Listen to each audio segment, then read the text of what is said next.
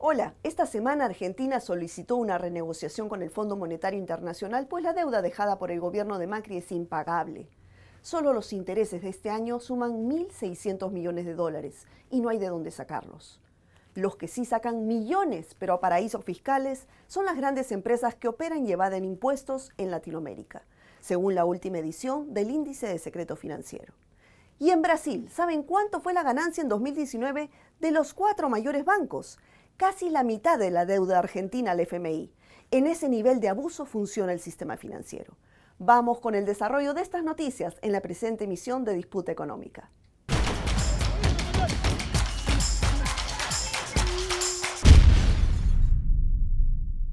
Funcionarios del Fondo Monetario Internacional se encuentran en Buenos Aires tratando de negociar el pago de la deuda de 49.351 millones de dólares. Pero Alberto Fernández ha sido tajante en su posición, al señalar que, así como el FMI faltó a sus obligaciones, al prestarle dinero a un tomador compulsivo de créditos, refiriéndose al expresidente Macri, y sabiendo que era para financiar la fuga de divisas y controlar el tipo de cambio, ahora el gobierno argentino contempla la posibilidad de una quita de la deuda. Para explicarnos al detalle sobre la situación actual de la negociación, nos acompaña el sociólogo Adrián Falco, de la Fundación CES. Hola Verónica, ¿qué tal? Un gusto saludarte nuevamente.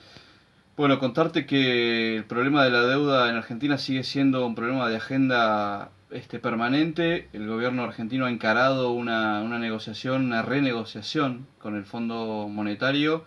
Este año tenemos vencimientos por 35 mil millones de dólares que se hacen impagables en esta coyuntura porque Argentina no crece económicamente. El gobierno de Mauricio Macri, el ex gobierno de Mauricio Macri, nos ha dejado realmente en un genocidio financiero del cual nos está costando mucho salir más allá de las políticas económicas que se están llevando adelante. La titular del fondo, Cristalina Georgieva, ha dicho en varias oportunidades que no va a hablar de quita de la deuda y aduce la titular del fondo a una suerte de reglamentación del organismo que impide hablar de quita. Lo paradójico de todo esto es que el mismo Fondo Monetario, a través de la misma reglamentación, avaló la fuga de 88 mil millones de dólares en 4 años, que es, como dicen varios especialistas aquí en Argentina, el equivalente a la deuda que se ha tomado.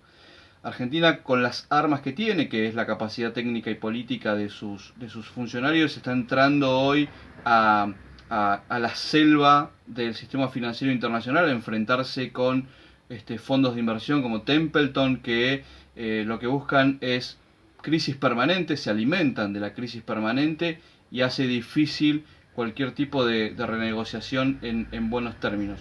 Lo que se necesita, me parece, en este caso, es que el Fondo Monetario Internacional avale, apoye fuertemente la negociación con Argentina, porque eso va de alguna manera a impulsar también la confianza hacia el resto de los bonistas, pero lo real es que si el Fondo Monetario no apoya o bien una rebaja de la deuda o una exhibición de la deuda o bien una dilación de la deuda, realmente Argentina va a estar en serios problemas para poder enfrentar estos compromisos que ha asumido el gobierno de Mauricio Macri con el organismo.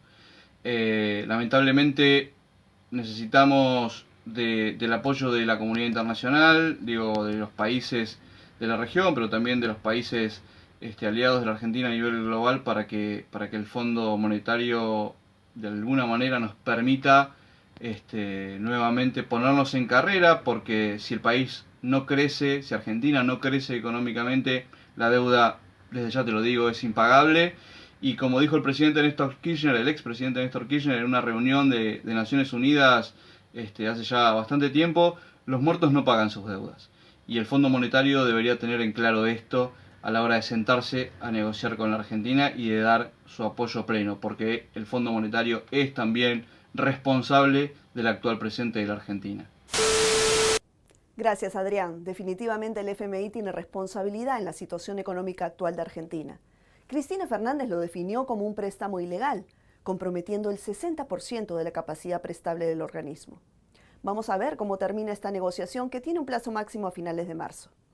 Esta semana se lanzó a nivel mundial la sexta edición del Índice de Secreto Financiero ISF, una investigación que se edita cada 2 años y que mide el grado de opacidad y secretismo financiero evaluando cada país individualmente. Y por primera vez se incluye América Latina.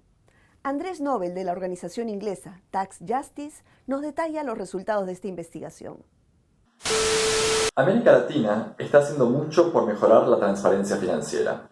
Por ejemplo, muchos países como Argentina, Brasil, Uruguay y Chile ya son miembros y ya implementan el estándar de reporte común, el CRS de la OCDE, para el intercambio automático de información bancaria. Por ejemplo, para saber dónde es que los residentes de esos países tienen cuentas en el extranjero, por ejemplo, si en Panamá, en Suiza o en Singapur.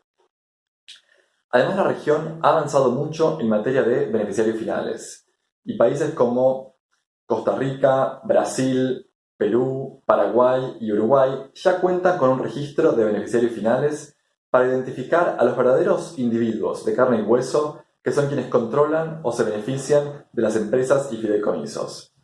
Sin embargo, Ecuador es el único país de la región que ya brinda esta información al público de manera online y gratuita.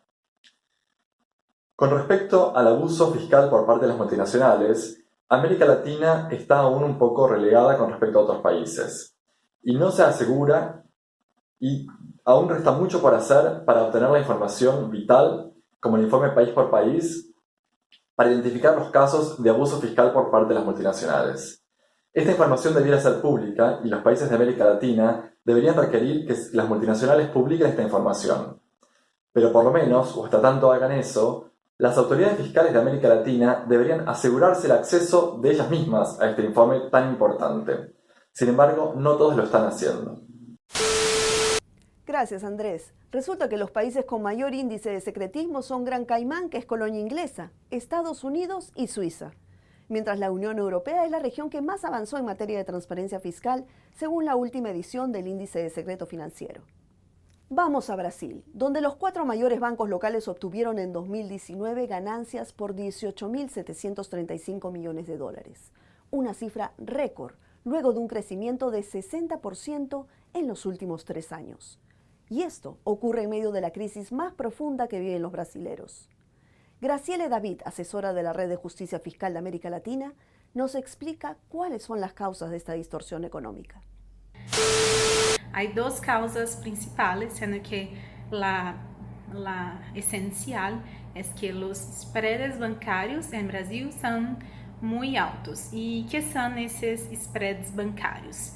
Es la tasa de interés, la diferencia de la tasa de interés entre cuánto los bancos pagan para captar dinero y después cuánto cobran de tasa de interés de sus consumidores.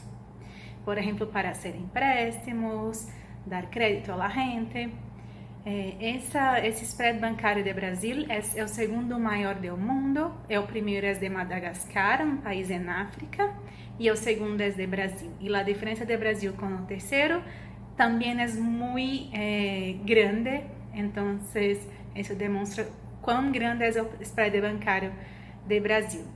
É interessante que Bernie Sanders, que é uma pessoa que está tentando ser candidato à presidência dos Estados Unidos, ha dicho que em situações de crise, muita gente diz, não, que os bancos são grandes demais para que quebrem, para que se rotam, hay que socorrerlos. Então, Bernie Sanders dije, não, pero ellos são grandes demais para que existam, então os bancos são grandes assim, com sistemas de oligopólio, siquiera deveriam existir, porque isso reduz a oferta de melhores serviços, preços mais competitivos e também põe em risco a economia nacional de um país.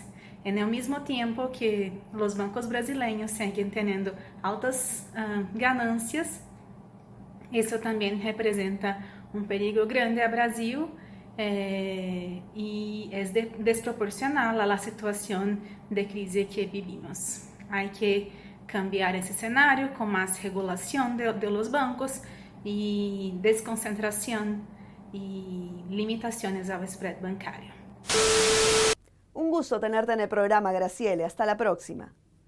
Mientras las entidades financieras y otras empresas privadas hacen fortunas gracias a las medidas del gobierno de Jair Bolsonaro, este tiene encaminado un paquete de privatizaciones y reformas estructurales que afectarán directamente a millones de brasileros, como por ejemplo la de recortar jubilaciones o despedir a miles de trabajadores estatales, entre otras medidas lesivas para la población en general, que seguramente sabrá defender sus derechos en las calles. Con esta información llegamos al final del programa. Escríbanos sus comentarios y sugerencias a las direcciones digitales que aparecen en pantalla. Regresamos en una siguiente emisión de Disputa Económica, siempre con las voces de organizaciones sociales sobre el acontecer de nuestra América. Hasta la próxima.